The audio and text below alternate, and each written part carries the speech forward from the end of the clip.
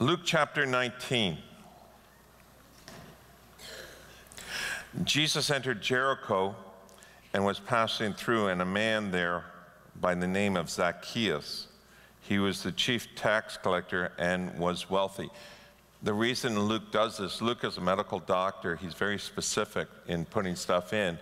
He wants us to understand as soon as Luke would write this, tax collector, everybody who read this would know he's hated. And also, being wealthy, he's hated. So he has two strikes against him. See, tax collectors back then weren't like tax collectors today, where tax collectors are governed by how much the government takes from us. Back then, a tax collector could come up and the government would say, get $5 from Josh. And he would come up to Josh and say, give me 10. And then he would pocket 5 and give the other 5 to the government. They were corrupt, they were vicious, and they were feared. And the fact is that this guy really was not liked. Verse 3, he wanted to see who Jesus was, but because he was short, he could not see over the crowd. So he ran ahead and climbed up a sycamore fig tree, which looked like a yellow ladder. We're trying to save money, okay? It's very hard to find a sycamore tree, okay? All of them get healed, and they're no longer sycamore. Since Jesus, oh, come on, that was good, okay? Don't go there, okay? Some of you really need to go to a dentist and get drilled, since Jesus was coming that way. And when Jesus reached the spot, he looked up and said to him, Zacchaeus, come on down. This is where the game show guys got that. Come on down. Immediately, I must stay at your house today.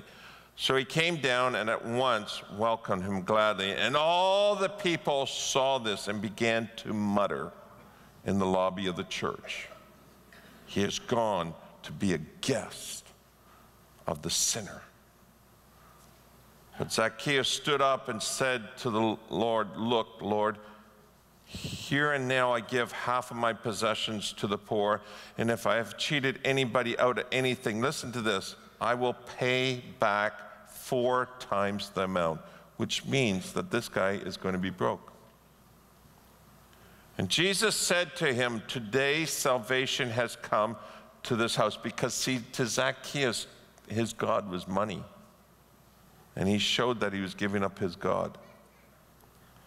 Because this man too is the son of Abraham. For the Son of Man came to seek and to save the lost. I love that, seek and save the lost. Here's the key verse. Are you ready? For the Son of Man came to seek and save the lost. I need to just tell you how wonderful you are.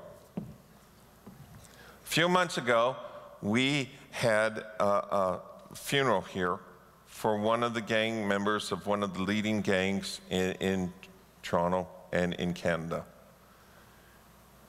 And you know who they are, but the television audience, I'm not going to use their name. And what happened is when the member died, they were shocked when they phoned me and said, look, you know him, you've been talking to him, you've been helping him. Could you do his funeral? And I said, I will only do his funeral if you have the funeral in the church. And the gang leader said to me, are you kidding me? You will let us into your church? And I said, yeah, no problems. See, this gang, every chapter or groups around Canada, every member has to come from Ontario, and then every province has to send representatives.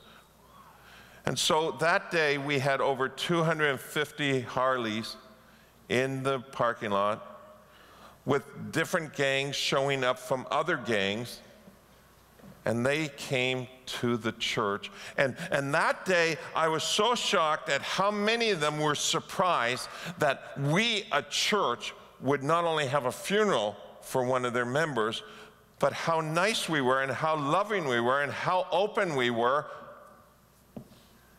and how we didn't look at them as a gang member, but we looked at them as a human being. And for that reason, the gang came back and They gave a donation to the Haven on the Queensway across the road. But to blow some of you away who mutter in the lobby, he hangs around with sinners. For you mutterers, you need to pay attention. We've invited them to the Christmas play.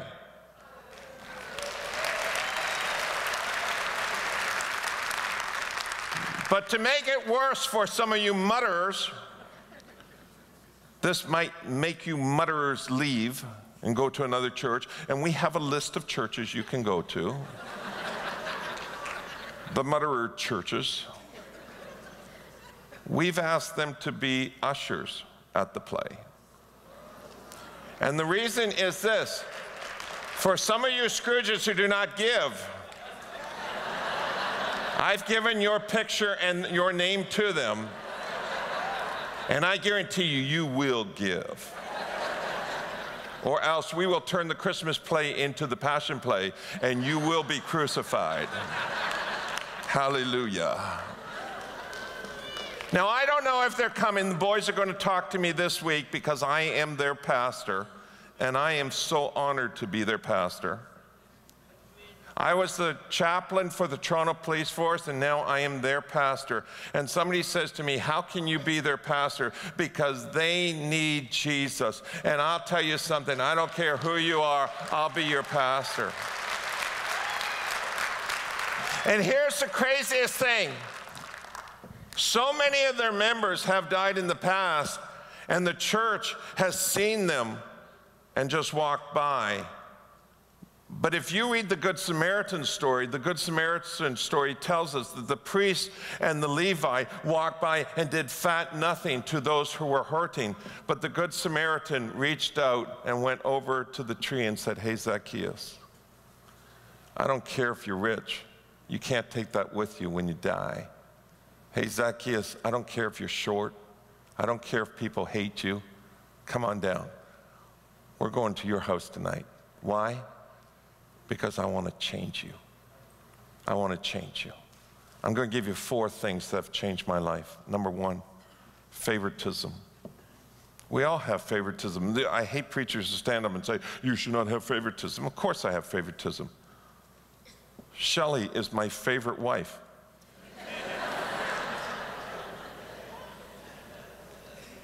Now, just because she's my only one doesn't mean that she's not my favorite one. She says to me, when I die, who will you marry? I said, nobody else. Why? Because I can't get another Bentley or Rolls Royce like you. She's my favorite. I love to be with her. And my sons are my favorites. But it is sinful when I look at somebody who's wealthy or poor or short or tall or fat or skinny or black or white or red or yellow or whatever, and I do not love them and open up my life to them.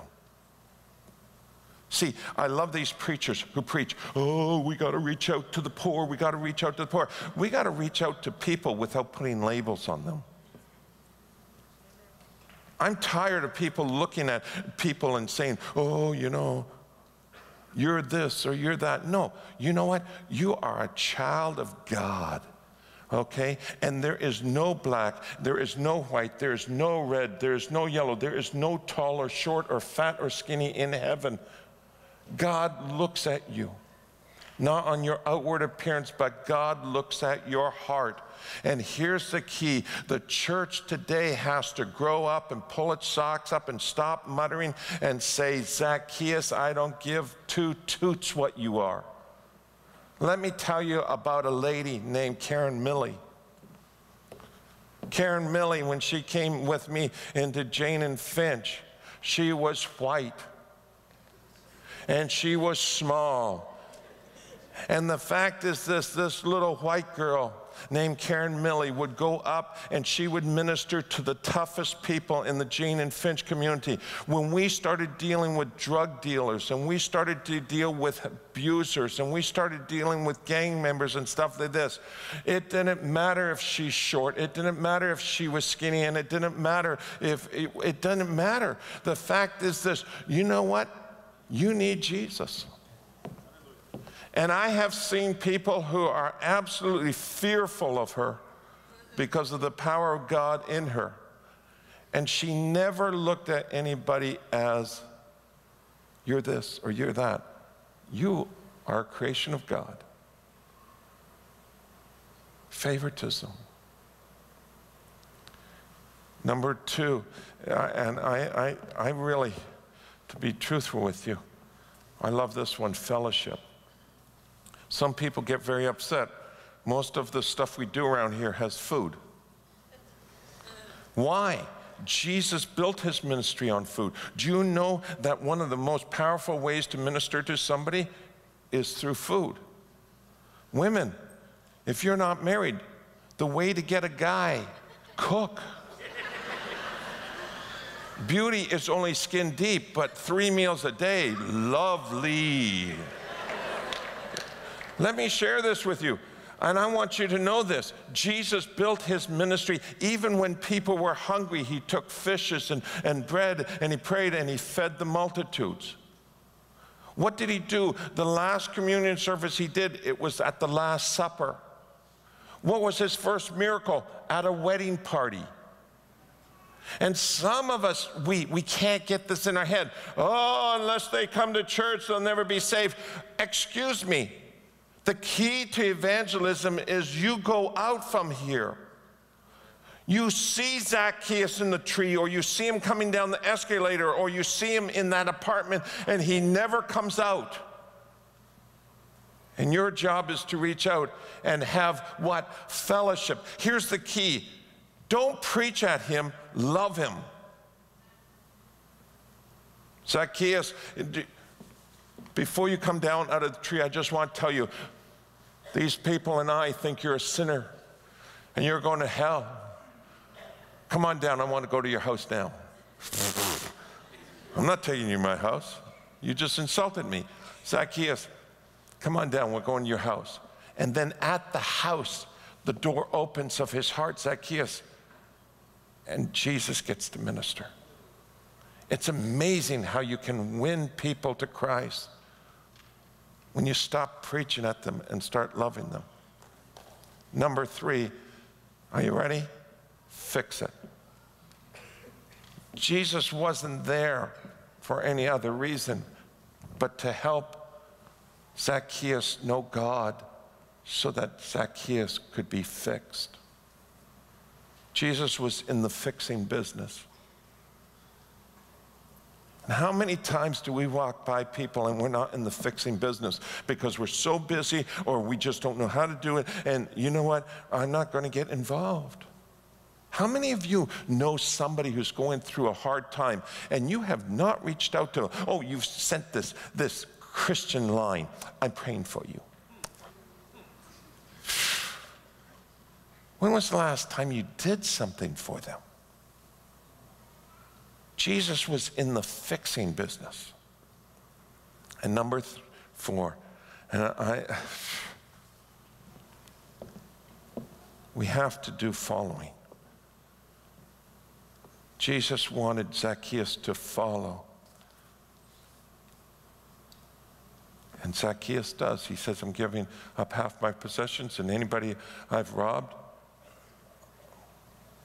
I'll bless them 4 times the amount. And Jesus says, the Son of Man came to seek and to save those who are lost. And that's Zacchaeus. Now, I'm going to tell you a story, and I don't want you to feel sorry for me. Okay? And if you do, it's going to upset me, so don't. Yesterday morning at 8 o'clock, my 95-year-old mother went to be with Jesus. And I'm thrilled. See, I love my mom. She was so much fun. I mean, you know where the Bible says that, you know, Christ came to give us life, but death gain? She was honestly, absolutely phenomenal.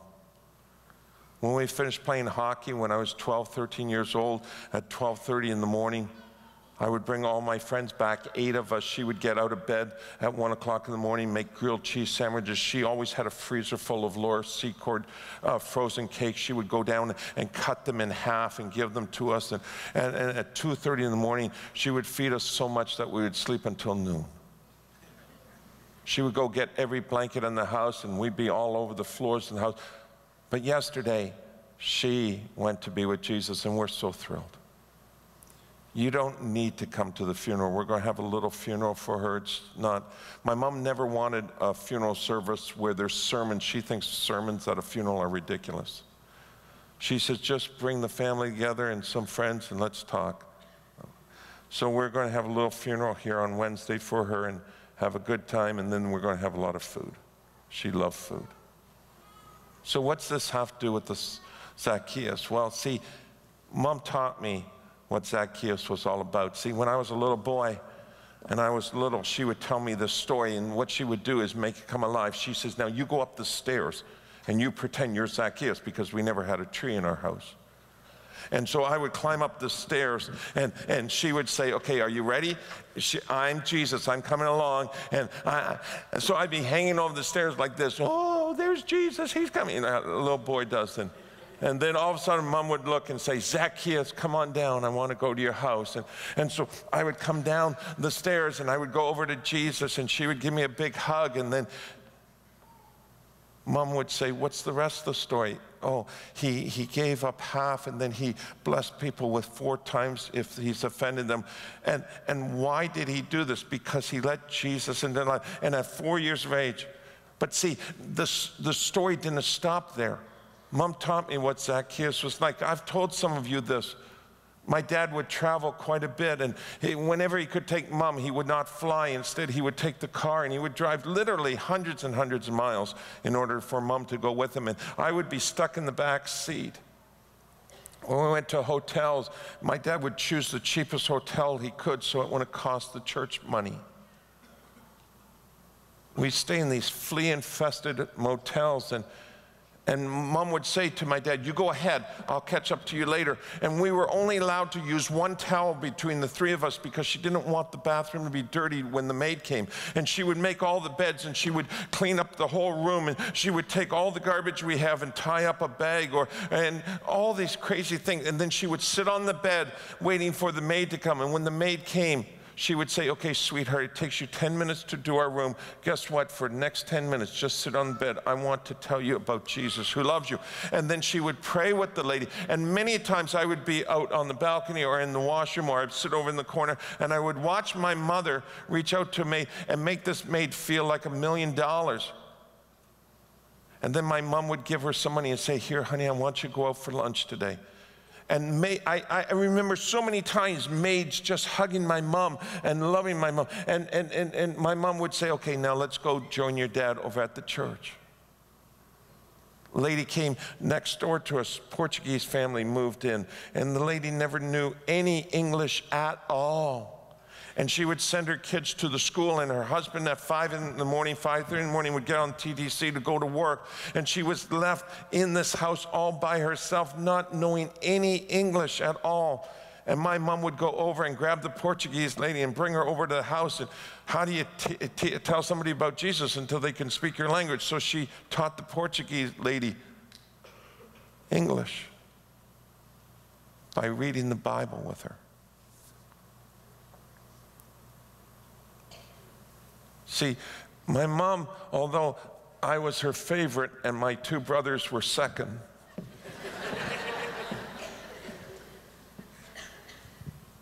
my mom, it didn't matter who you were. See, my best friend growing up, I didn't know he was black until we went to the corner store one day and somebody called us the Oreo cookies. And I didn't know what that meant. I came home with my friend Raymond, and my mom literally hugged Raymond and I to death and said, don't let that guy get to you. He's a racist. And that was the first day I learned about people who are prejudiced. See, Raymond wasn't black to me. Raymond was just my friend, because that's the way Mom taught me. Mom never looked at anybody as rich or poor, but when you were around Mom, you were the most important person in the world. We always had people sleeping at our house. I could never figure out, they don't have enough money for a hotel. No, Mom always said, save your money. We have an empty bed. It was always mine. And what happened is I had to sleep on the floor. I could make a lot of money if I went back and got money for it. But see, Mom always said, you know what? But here's the craziest thing. Mom always had food for people. I mean, we come in at 1:30, 12:30 at night from hockey, stinking like crazy. And Mom would always be feeding. Matter of fact, to this day, my friends still, matter of fact, I was on the phone with my friend John yesterday, and he said, do you remember all the food we ate at your house? But see, when we're sitting around at 1:30 in the morning, eating her grilled cheese sandwiches, and having half a Laura Secord frozen cake each, she then would say, now boys, before you go downstairs, I'm going to pray for each one of you. And then she would stand there in her gown, or whatever you call it, nightie. It was just ugly. And she says, now before you go downstairs, because I'm the mother of all of you tonight, you come here, I'll give each one of you a hug. And all my friends said, man, I feel so welcome when I'm in your house. Hey, can I ask you something? When was the last time a Zacchaeus wanted to see you? Or better still, when was the last time Zacchaeus opened his house to let you in? Or better still, when was the last time Zacchaeus came down to want to be with you? See, this is what Mom taught me. When you have the love of Jesus, you become like a magnet. People were drawn to her. Go to the grocery store, always the ladies behind the counter wanted to talk to her. Many times they would say, I'm going on my coffee break, and take my mom into some room in the grocery store and leave me out at the cash sitting there. Because my mom just had this incredible thing. I don't care who you are, I'm going to love you.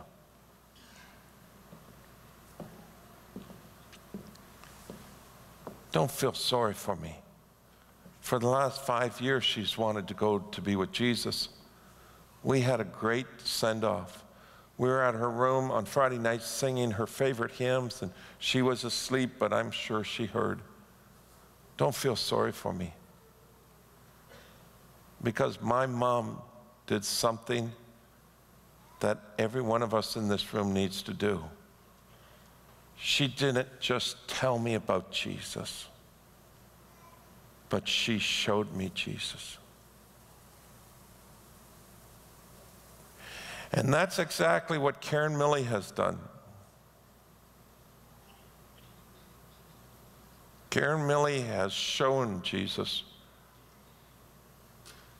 Yeah, she's spoken a few times. That's like 1% of her job. But the other 99%, Karen never looked at anybody with favoritism. Everyone was important. She was there to help you get fixed through Christ.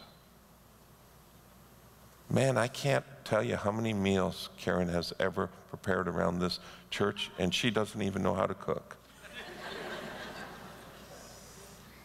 But the last thing, I've never seen Karen once make us follow her, but follow Jesus. What does it profit you to have a Christmas that is so self-centered when the Bible says, love your neighbor as yourself? Here's your homework. Before you give a gift to any of your family on Christmas, show some love to your neighbor who lives next door to you. Something. Because who knows, that might reach out. And that Zacchaeus might come to know Jesus.